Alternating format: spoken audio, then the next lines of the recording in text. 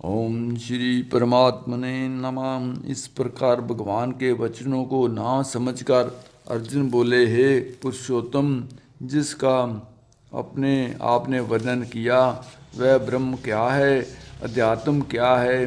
कर्म क्या है और अधिभूत नाम से क्या कहा गया है, अधिदैव नाम से क्या कहा जाता है। हे मधुसूदन, यह अधियज्ञ कौन है और वह इस संसार में कैसे हैं, और युक्त चित्त वाले पुरुषों द्वारा अंत समय में आप किस प्रकार जानने में आते हो। इस प्रकार अर्जुन के प्रश्न करने पर श्री कृष्ण भगवान बोले, हे अर्जुन, परम अक्षर अर्थात जिसका कभी नाश नहीं हो, ऐसा सच्चिदानंद घन परमात्मा तो ब्रह्म है, और अपना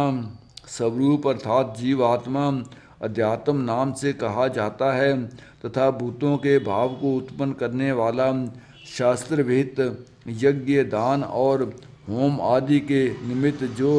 द्रव्य आदिकों का त्याग है वह कर्म नाम से कहा गया है। पति विनाश धर्म वाले सब पदार्थ अधिभूत हैं और हृदय में पुरुष अधिदैव है। और हे देहधारियों में श्रेष्ठ अर्जुन, इस शरीर में मैं वासुदेव ही विष्णु रूप से अधियज्ञ हूँ, और जो पुरुष अंतकाल में मेरे को ही स्मरण करता हुआ शरीर को त्याग कर जाता है वह मेरे साक्षात स्वरूप को प्राप्त होता है, इसमें कुछ भी संशय नहीं है। कारण कि हे कुंती पुत्र अर्जुन, ये मनुष्य अंतकाल में जिस जिस भी भाव को स्मरण करता हुआ शरीर को त्यागता है उसको ही प्राप्त होता है, परंतु सदा उस ही भाव को चिंतन करता हुआ, क्योंकि सदा जिस भाव का चिंतन करता है अंतकाल में भी प्रायः उसी का स्मरण होता है। इसलिए हे अर्जुन, तुम सब समय में निरंतर मेरा स्मरण कर और युद्ध भी कर। इस प्रकार मेरे में अर्पण किए हुए मन बुद्धि से युक्त हुआ निस्संदेह मेरे को प्राप्त होगा। हे पार्थ, ये नियम है कि परमेश्वर के ध्यान के अभ्यास रूप योग से युक्त अन्य तरफ से ना जाने वाले चित्त से निरंतर चिंतन करता हुआ पुरुष परम प्रकाश रूप दिव्य पुरुष को अर्थात परमेश्वर को ही प्राप्त होता है। इससे जो पुरुष सर्वज्ञ अनादि सबके नियंता, सूक्ष्म से भी अति सूक्ष्म सबके धारण पोषण करने वाले अचिंत्य स्वरूप सूर्य के सदृश नित्य चेतन प्रकाश रूप अविद्या से अति परे शुद्ध सच्चिदानंद घन परमात्मा को स्मरण करता है, वह भक्ति युक्त पुरुष अंतकाल में भी योग बल से वृत्ति के मध्य में प्राण को अच्छी प्रकार स्थापन करके फिर निश्चल मन से स्मरण करता हुआ उस दिव्य स्वरूप परम पुरुष परमात्मा को ही प्राप्त होता है। हे अर्जुन, वेद के जानने वाले विद्वान जिस सच्चिदानंद घन रूप परमात्मा को ओंकार नाम से कहते हैं और आसक्ति रहित यत्नशील महात्मा जन जिसमें प्रवेश करते हैं तथा जिस परम पद को चाहने वाले ब्रह्मचर्य का आचरण करते हैं, उस परम पद को तेरे लिए संक्षेप से कहूँगा।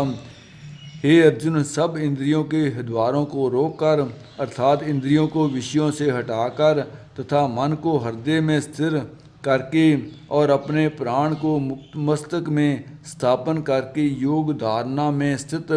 हुआ जो पुरुष ओम ऐसे इस एक अक्षर रूप ब्रह्म को उच्चारण करता हुआ और उसके अर्थ स्वरूप मेरे को चिंतन करता हुआ शरीर को त्याग कर जाता है, वह पुरुष परम गति को प्राप्त होता है। हे अर्जुन, जो पुरुष मेरे में अनन्य चित्त से स्थित हुआ सदा ही निरंतर मेरे को स्मरण करता है, उस निरंतर मेरे में युक्त हुए योगी के लिए मैं सुलभ हूँ अर्थात सहज ही प्राप्त हो जाता हूँ। वे परम सिद्धि को प्राप्त हुए महात्मा जन मेरे को प्राप्त होकर दुख के स्थान रूप क्षण भंगुर पुनर्जन्म को नहीं प्राप्त होते हैं, क्योंकि हे अर्जुन, ब्रह्मलोक से लेकर सब लोग पुनरावृत्ति स्वभाव वाले अर्थात जिनको प्राप्त होकर पीछा संसार में आना पड़े, ऐसे हैं। परंतु हे कुंती पुत्र, मेरे को प्राप्त होकर उसका पुनर्जन्म नहीं होता, क्योंकि मैं कालातीत हूँ और ये सब ब्रह्मादिकों के लोग काल करके अवधि वाले होने से अनित्य हैं। हे अर्जुन, ब्रह्मा का जो एक दिन है उसको 1000 चौकड़ी युग तक अवधि वाला और रात्रि को भी 1000 चौकड़ी युग तक अवधि वाली पुरुष तत्व से जानते हैं, अर्थात काल करके अवधि वाला होने से ब्रह्मलोक को भी अनित्य जानते हैं। वे योगी जन काल के तत्व को जानने वाले हैं, इसलिए वे ये भी जानते हैं कि संपूर्ण दृश्य मात्र भूतगण ब्रह्म के दिन के प्रवेश काल में अव्यक्त से अर्थात ब्रह्म के सूक्ष्म शरीर से उत्पन्न होते हैं और ब्रह्मा की रात्रि के प्रवेश काल में उस व्यक्त नामक ब्रह्म के सूक्ष्म शरीर में ही लय होते हैं। वह ही ये भूत समुदाय उत्पन्न होकर प्रकृति के वश में हुआ रात्रि के प्रवेश काल में लय होता है और दिन के प्रवेश काल में फिर उत्पन्न होता है। हे अर्जुन, इस प्रकार ब्रह्मा के 100 वर्ष पूर्ण होने से अपने लोक सहित ब्रह्मा भी शांत हो जाता है, परंतु उस अव्यक्त से भी अति परे दूसरा अर्थात विलक्षण जो सनातन अव्यक्त भाव है, वह सच्चिदानंद गण पूर्ण ब्रह्म परमात्मा सब भूतों के नष्ट होने पर भी नहीं नष्ट होता है, जो वह अव्यक्त अक्षर तथा कहा गया है। उस ही अक्षर नामक अव्यक्त भाव को परम गति कहते हैं तथा जिस सनातन अव्यक्त भाव को प्राप्त होकर मनुष्य पीछे नहीं आते हैं, वह मेरा परम धाम है। और हे पार्थ,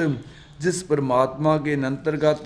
सर्वभूत हैं और जिस सच्चिदानंद घन परमात्मा से ये सब जगत परिपूर्ण है, वह सच्चिदानंद, वह सनातन अव्यक्त परम पुरुष अनन्य भक्ति से प्राप्त होने योग्य है। और हे अर्जुन, जिस काल में शरीर त्याग कर गए हुए योगी जन पीछा ना आने वाली गति को और पीछा आने वाली गति को भी प्राप्त होते हैं, उस काल को अर्थात मार्ग को कहूँगा। उन 2 प्रकार के मार्गों में से जिस मार्ग में ज्योतिर्मय अग्नि अभिमानी देवता है और जिस दिन का अभिमानी देवता है तथा शुक्ल पक्ष का अभिमानी देवता है और उत्तरायण का 6 महीने का अभिमानी देवता है, उस मार्ग में मरकर गए हुए ब्रह्मवेत्ता अर्थात परमेश्वर की उपासना से परमेश्वर को परोक्ष भाव से जानने वाले योगी जन उपरोक्त देवताओं द्वारा कर्म से ले गए हुए ब्रह्म को प्राप्त हुए हैं। जिस मार्ग में धूमाभिमानी देवता हैं और रात्रिभिमानी देवता है तथा कृष्ण पक्ष का अभिमानी देवता है और दक्षिणायन के 6 महीनों का अभिमानी देवता है, उस मार्ग में मरकर गया हुआ सकाम कर्म योगी उपरोक्त देवताओं द्वारा कर्म से ले गया हुआ चंद्रमा की ज्योति को प्राप्त होकर स्वर्ग में अपने शुभ कर्मों का फल भोग कर पीछा आता है। क्योंकि जगत के ये 2 प्रकार के शुक्ल और कृष्ण अर्थात देवयान और पितरायन मार्ग सनातन माने गए हैं। इनमें एक के द्वारा गया हुआ पीछा ना आने वाली गति को प्राप्त परम गति को प्राप्त होता है और दूसरे द्वारा गया हुआ पीछा आता है अर्थात जन्म मृत्यु को प्राप्त होता है। हे पार्थ, इस प्रकार इन दोनों मार्गों को तत्व से जानता हुआ कोई भी योगी मोहित नहीं होता, अर्थात फिर वह निष्काम भाव से ही साधन करता है, कामनाओं में नहीं फंसता। इस कारण हे अर्जुन, तुम सब कालों में समत्व बुद्धि रूप योग से युक्त हो अर्थात निरंतर मेरी प्राप्ति के लिए साधन करने वाला हो। क्योंकि योगी पुरुष इस रहस्य को तत्व से जानकर वेदों के पढ़ने में तथा यज्ञ तप और दान आदिकों के करने में जो पुण्य फल कहा है, उस सब को निस्संदेह उल्लंघन कर जाता है और सनातन परम पद को प्राप्त हो जाता है। ओम हरि ओम। कृष्ण गोविंद हरे मुरारे, हे नाथ नारायण वासुदेव आए। श्री कृष्ण गोविंद हरे मुरारे हे नाथ नारायण वासुदेव आय ओम नमः भगवते वासुदेवाय ओम नमः भगवते वासुदेवाय ओम नमः भगवते वासुदेवाय